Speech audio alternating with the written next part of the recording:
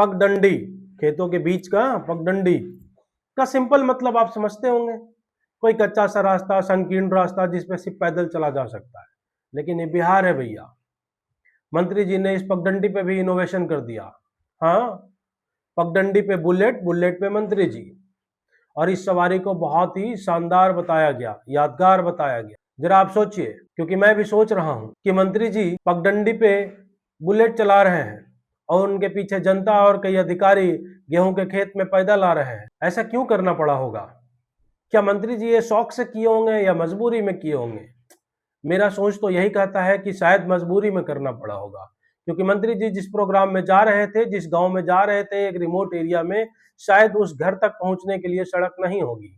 मंत्री जी की फॉर्च्यूनर वहां तक नहीं पहुंच पाया होगा, इसलिए जहां तक फॉर्च्यूनर पहुंचा वहां तक फॉर्च्यूनर से जग गए, और उसके बाद सड़क नहीं थी तो पैदल ना चलने की बजाय बुलेट मंगाया गया होगा। आली जिसको पगडंडी बोलते हैं उस पर बुलेट चलाया गया, बाकी लोग गेहूं के खेत में चल रहे हैं, फोटो में आप देख सकते हैं। और ट्वीट किया जा रहा है, मंत्री जी के अकाउंट से ट्वीट हो रहा है कि बहुत ही यादगार और शानदार पल रहा।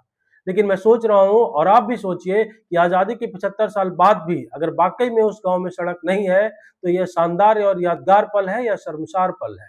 बाहर है बिहार का विकास मॉडल।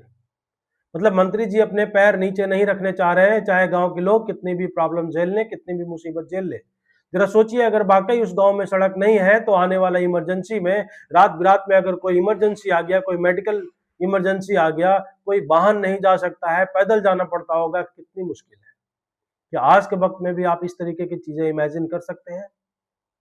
अगर मेरे कोई साथी उस गांव से बिलोंग करते हैं या उस गांव के बारे में जानते हैं तो कमेंट में बताइए कि सड़क की एक्चुअल स्थिति क्या है, और अगर नहीं है तो क्या कहते हैं, सड़क तुरंत ही बनना चाहिए कि नहीं बनना चाहिए? कमेंट बॉक्स में बताइए अपनी राय।